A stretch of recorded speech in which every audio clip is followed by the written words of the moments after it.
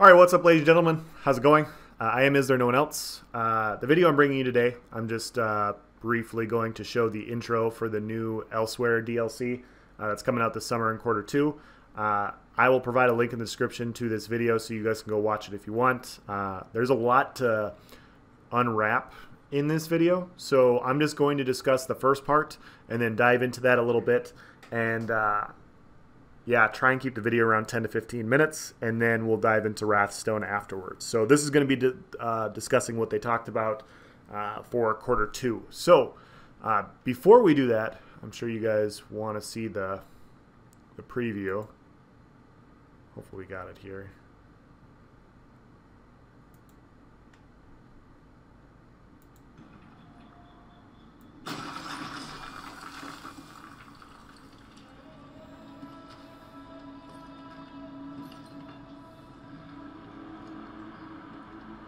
So the release date for this is June 4th.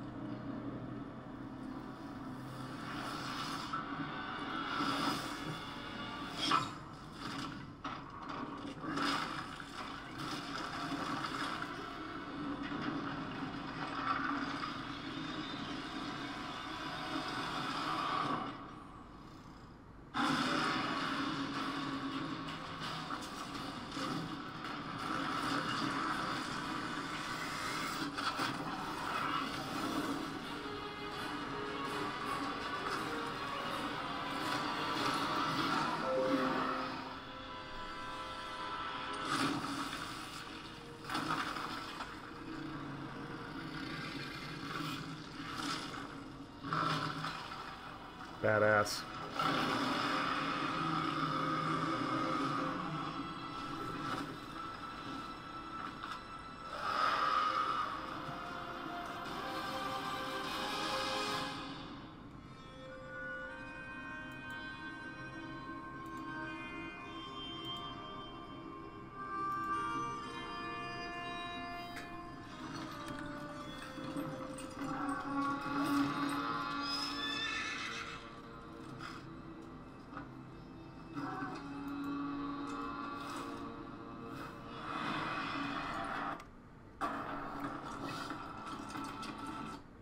There we go.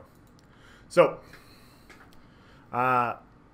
yeah, I'm not going to go through the whole 45 minutes. I wanted to show you guys the intro, the 45 minutes of Q2, but long story short, they discussed about what they're bringing to Q2.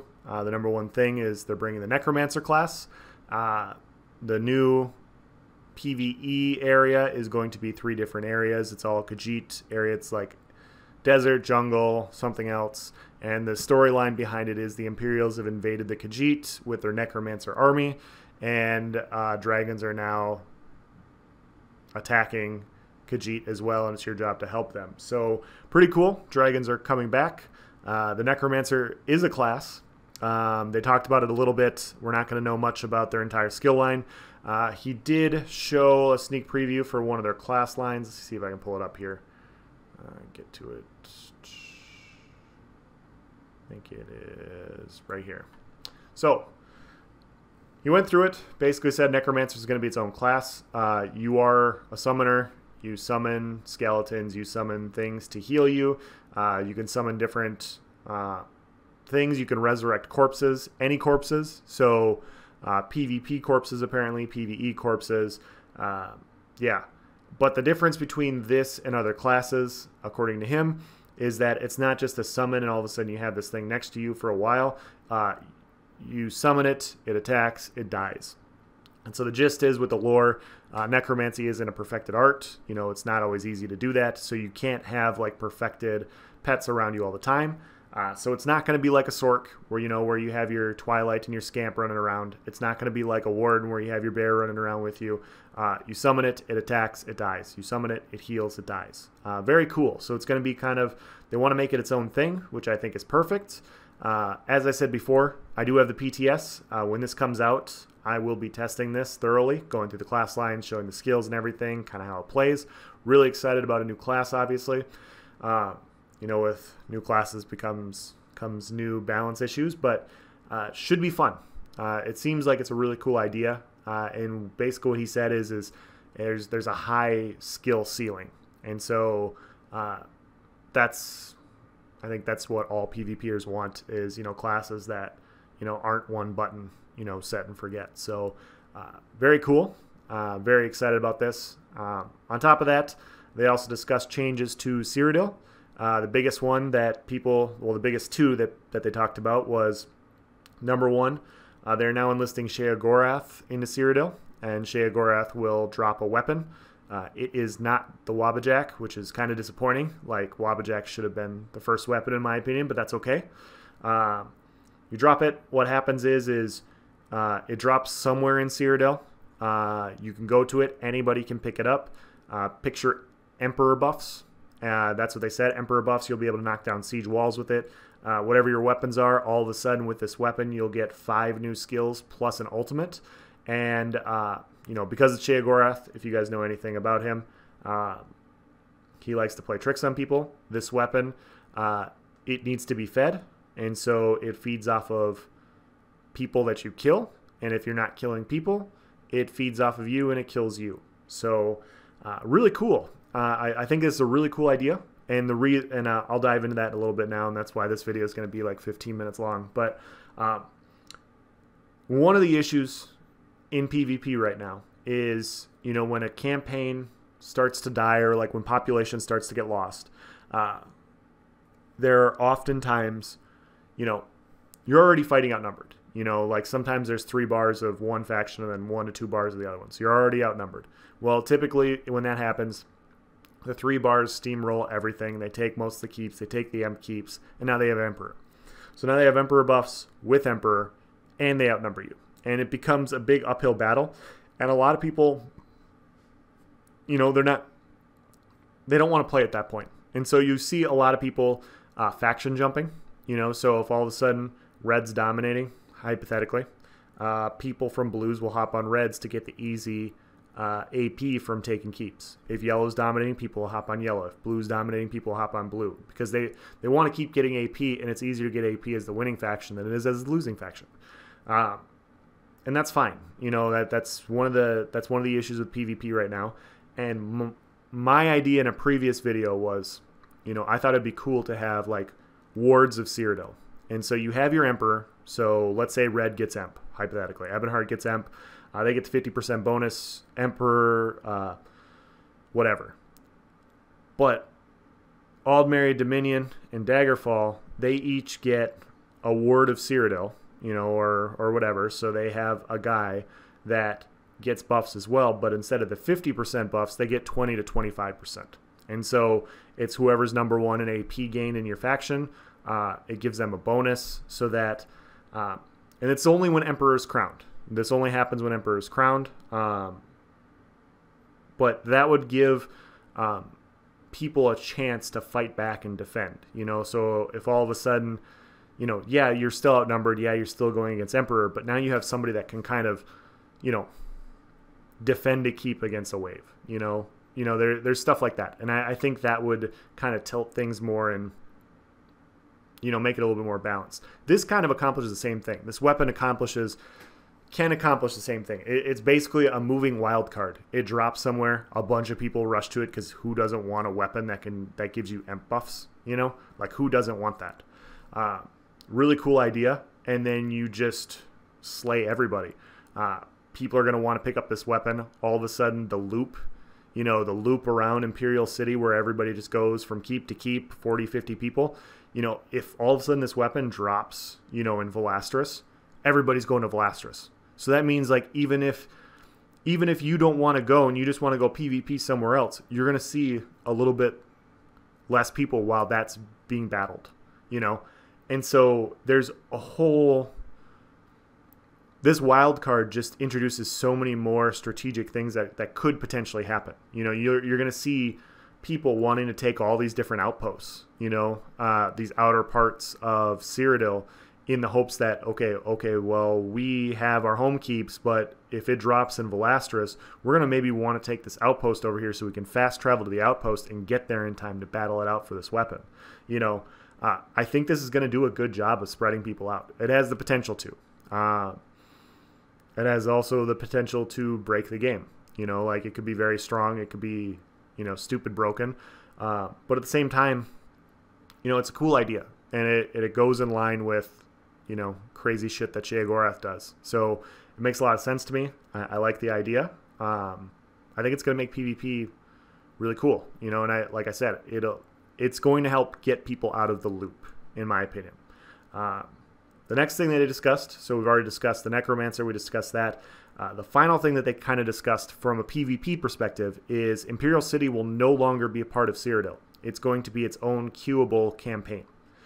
And so we'll have to see the details for that. We'll have to dive into like what they're going to do with all that. Before I say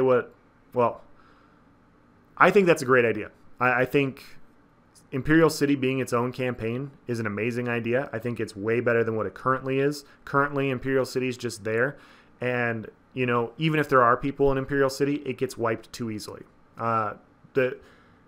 Basically, the story for my Imperial City runs for like the last 6 months, I play Daggerfall. I hop in the sewers because I see the sewers are all yellow or red or whoever. So I'm like, all right, cool. There's a group down here. I'm going to go fight them. I go down there. There's 15 to 20 people. They're zerging down. I can't kill them, so it's no fun, for me to just get run over. So I can't fight them, so I go topside and I go find fights that I can manage. Or I go down there. There's 6 to 8 people. They're not very good. I have a really nice 1-on-8. They leave the campaign, and I never see them again. Like, I kill them once, they don't come back. And then I take all the districts, and then it's boring, and then a bunch of people hop on blues, and they farm Telvar. And some of the people that you kill then hop on their blue to farm Telvar on blue because they were trying to farm Telvar on red. That's the gist of the sewers right now. And it's very disappointing because, when sewers first came out, it was the most fun PvP area, like by far, like not even close. You go around a corner in the sewers and you see 15 to 20 people and you're like, holy shit, like it's going to go down now. Like that was the type of excitement that would happen. But that just doesn't happen anymore. And it's been too bad. There's no reason to really go in the sewers because it doesn't contribute to the campaign. So it doesn't really make sense for it to be a part of Cyrodiil because it's currently not like districts don't count points towards your faction. So you can get AP for your faction there, and it can count towards like, your alliance points, but you're not helping win, PvP. So in my opinion, I would have preferred if Cyrodiil, like, Imperial City districts counted as towns or as their own forts, and so you got points for Imperial City in the same way you get points for taking a keep or an outpost or whatever. So maybe each district counts as like an outpost, and then there's 3 spots in the sewers that count the same as like a keep. Other way around. So keeps for Imperial City, outposts for the sewers. I thought that would be a really cool idea because then people that would go in the sewers would be like, okay, well, I want small scale PvP, but I also want to feel like I'm doing something for the Alliance. Like maybe there could be enough points in Imperial City to kind of tilt the scales a little bit to get people out of the loop, running the Emperor loop. But they didn't go that route, and that's fine. I think it makes a lot of sense to make its own thing. You'll ease some of the lag out of Cyrodiil. So Cyrodiil will be its own thing. Imperial City will be its own thing. And because it's that way, I think right away Imperial City is going to be jumping. Like, people are going to be like, holy shit, it's its own DLC. It's its own campaign now. Like, we get to go fight in Imperial City. I think it's good. I think it has the potential to be a lot of fun. And hopefully they do something with the districts a little bit to make it a little bit more fun than fighting on one flag. At least provide 2 flags. I think that makes a lot of sense. Hopefully you put some flags in the sewers. The other thing that I'm going to say a few times is, when you own all the districts up top and you have 10k Telvar, you can get up to 14k Telvar per district boss. And so You can get 14k Telvar. One loop gets you almost 100k, and then you get 100k Telvar for just fighting the bosses up top. If you go in the sewers and you fight some of those flag bosses, some of the flag bosses, which are just as difficult to fight as the district bosses, you get 200 Telvar. The portals give you 100. Molag Bal, I think, might give you 500. I can't remember what Molag Bal gives you. But there's just this huge disparity from district bosses Telvar to bosses in the sewer Telvar. And so if you upped the amount of Telvar in the sewers, so let's say flag bosses, drop 10k, hypothetically. It doesn't have to be 10k, it just has to be more than 200. If flag bosses drop 10k, and Molag Bal drops like 20 to 30. Like you have to kill all the portals, and then you have to kill the portals in the middle, and then Molag Bal drops. Like I feel like each of those mini bosses should drop like 10 to 15, and then Molag Bal should drop like 20 to 30. I think that makes a lot of sense. But my numbers aren't exact. I'm just trying to provide an example for you guys.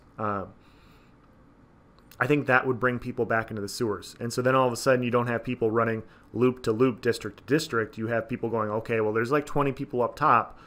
I want to get a smaller fight. I'm going to go in the sewers. Okay, now I have some incentive to go in the sewers because, even if I don't see anybody, I can get a little bit of Telvar as well.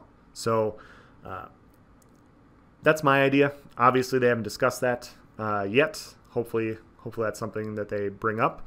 But really cool ideas. Obviously, I'm very excited about the Necromancer. I'm really excited about what they're doing with the Imperial City because it is better. The next video that I'm going to post for you guys, I'm going to go over the Wrathstone DLC, what they're going to discuss with that. That'll be later today. There's a lot to unwrap in all of this, but we'll start there. Let's have a discussion. What do you guys think of the Necromancer? What do you guys think of Imperial City? What are your ideas? What are your thoughts? Yeah. Thanks for watching, guys. Have a nice day.